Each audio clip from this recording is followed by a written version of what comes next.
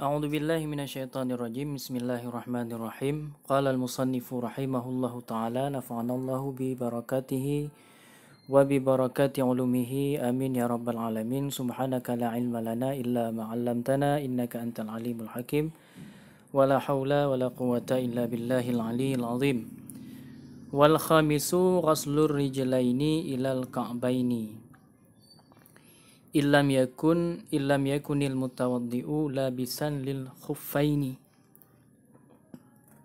Dan bermula fardu wuduk yang kelima itu membasuh dua kaki hingga kepada dua mata kaki. Fardu wuduk yang kelima membasuh dua kaki hingga kepada dua mata kaki. Syaratnya illam yakunil mutawaddi'u labisan lil khuffaini, jika memang orang yang berwuduk itu dia bukan orang yang memakai dua sepatu. Sepatu khuf di sini yang dimaksud adalah sepatu khuf, sepatu yang digunakan oleh orang yang ingin memakainya walau di dalam keadaan salat, yaitu khuf atau bahasa kita sepatu muza. Jadi kalau dia bukanlah orang yang memakai dua sepatu, sepatu muza yang ada di dalam bab fikih, maka orang tersebut fardu wuduk bagi dia yang kelima adalah membasuh dua kaki hingga kepada dua mata kaki.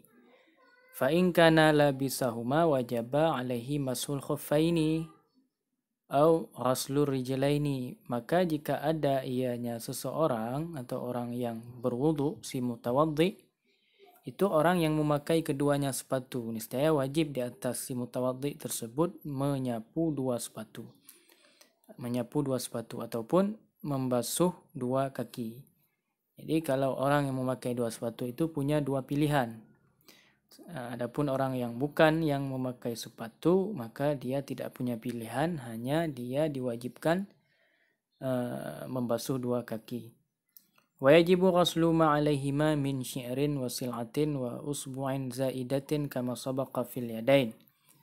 Dan wajiblah membasuh barang yang ada di atas keduanya kaki daripada bulu dan sil'ah dan daging lebih ataupun daging yang tumbuh di atas kaki ataupun jari-jari kaki yang lebih, sebagaimana yang telah terdahulu pada masalah membasuh dua tangan.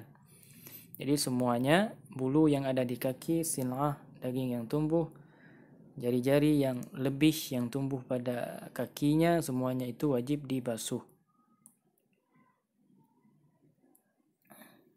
Kemudian fardu yang keenam, wasadisu at-tartibu fil wudu'i ala ma ay al-wajhi allazi dzakarnahu fi 'addil furudhi. Fardu yang keenam itu tertib di dalam berwuduk. Jadi di dalam berwuduk itu harus tertib. Tertib di mana? Di atas barang, yaitu di atas wajah yang telah kami sebutkan. Di atas urutan fardu wuduk yang telah disebutkan sebelumnya. Jadi wajib ditertibkan, yang awal diawalkan, yang akhir diakhirkan. Berarti tertibnya adalah tertib yang telah disebutkan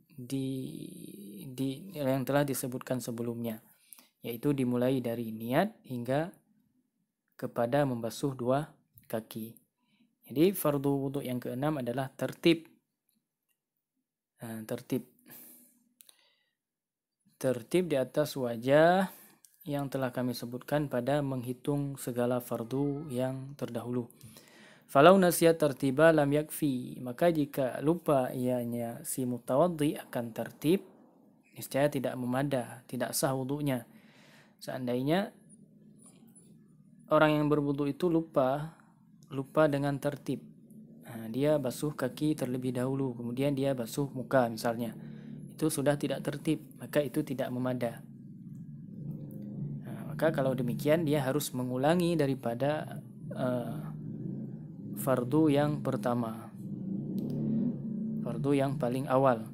Walau ghasala arba'ata a'dha'in daf'atan wahidah biiznihi irtafa hadasu wajhihi faqat. Dan jikalau membasuh 4 anggota wuduk sekaligus, sekali basuh dengan izinnya.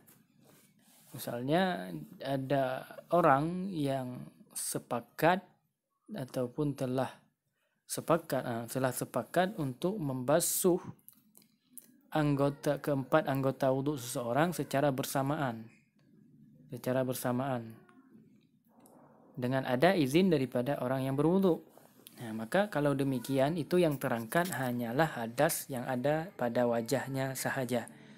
Maksudnya yang memadai sebagai wuduk adalah basuhan wajah. Adapun basuhan selain wajah, basuhan tangan, kaki itu tidak memadai. Dalam artian dia masih belum dikira orang yang membasuh tangan dan kaki. Akan tetapi perlu diulangi kembali. Wallahu a'lam bis-shawab.